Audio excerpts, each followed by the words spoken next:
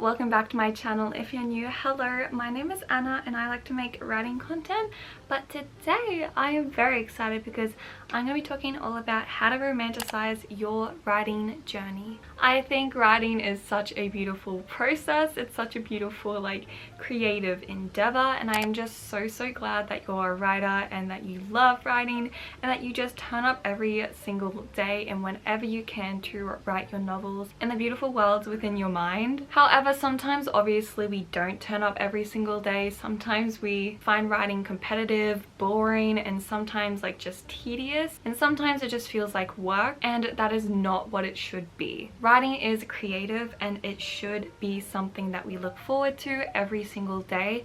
So today I'm going to be sharing how I like to romanticize my writing journey and how you can too. So the first thing is actually desk setup. Obviously, being a writer, you write a lot and you need to have a space that really reflects your sort of taste in writing and makes you feel good whenever you sit down and want to write. Honestly, sometimes I really like to actually mess up my desk, and I don't mind when my desk gets messy.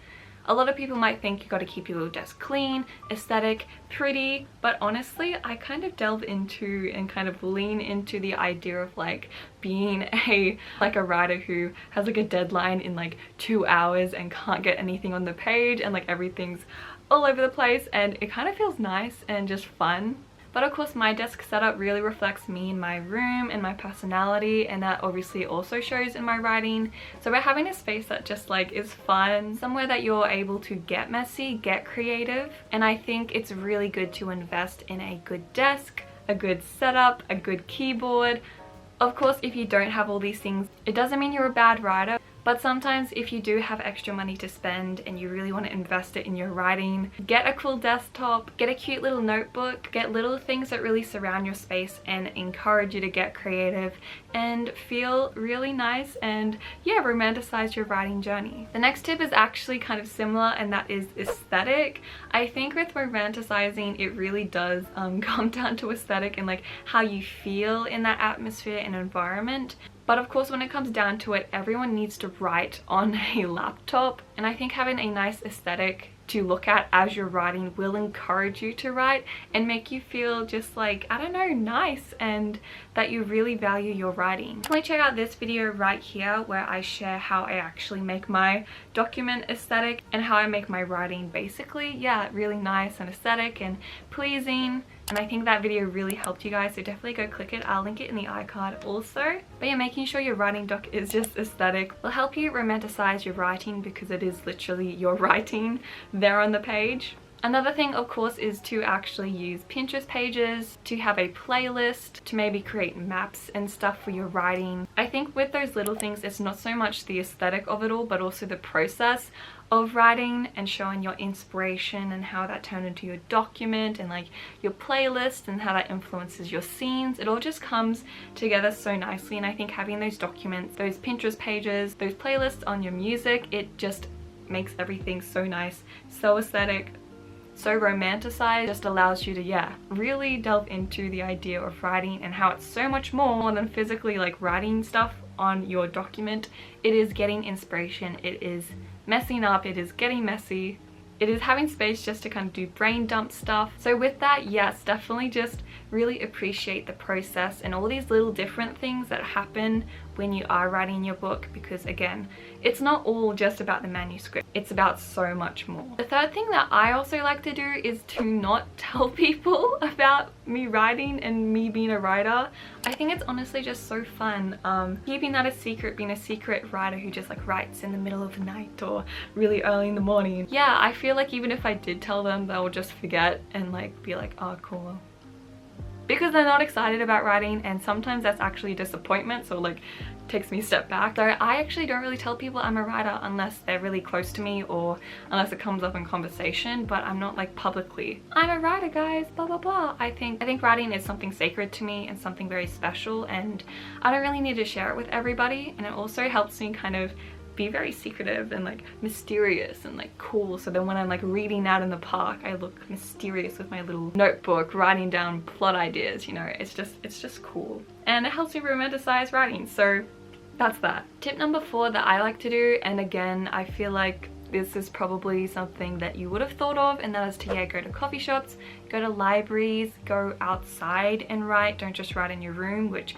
I'm very guilty of, and sometimes it's definitely hard to get out of my room. But also with that, and I kind of talked about it with like the desk and like keeping it and like allowing it to get messy, and that is to just like, yeah, really embrace what writing really is about and how chaotic writing is about. And that includes literally staying up till 2 a.m. writing.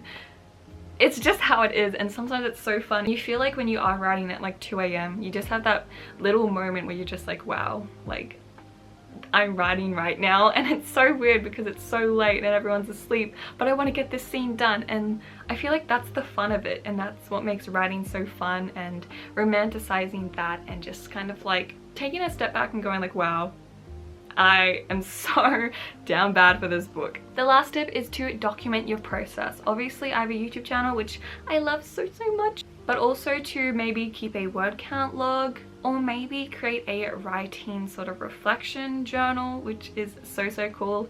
I've been trying to keep it. It's sometimes a little bit hard to get through since I do have like so many other journals. I have like a dream journal, I have a normal journal, I have like so many other journals, I swear. But sometimes it's really good that if you want to just journal your process, even maybe film yourself. Sometimes when I need to get an essay done, it's usually with essays, not really writing, but sometimes it is definitely with writing, and that is to just set up your phone and put it on time lapse, and it will literally encourage you to write because you'll want to look back at the time lapse and see how like how fast your hands can go.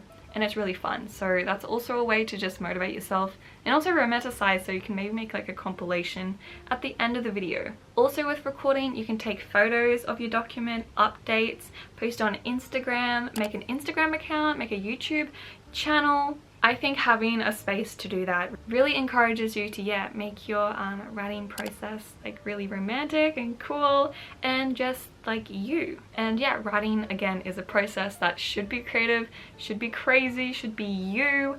And yeah, I just want you guys to really enjoy that. Anyways, I hope this video helped you and just kind of inspired you to be more creative, be more romanticized, and just remember that writing is supposed to be fun and it shouldn't be tedious. And when it is getting boring, change it up a little bit, change up your desk, maybe go somewhere else to write, maybe write at 2 a.m. very spontaneously, I don't know.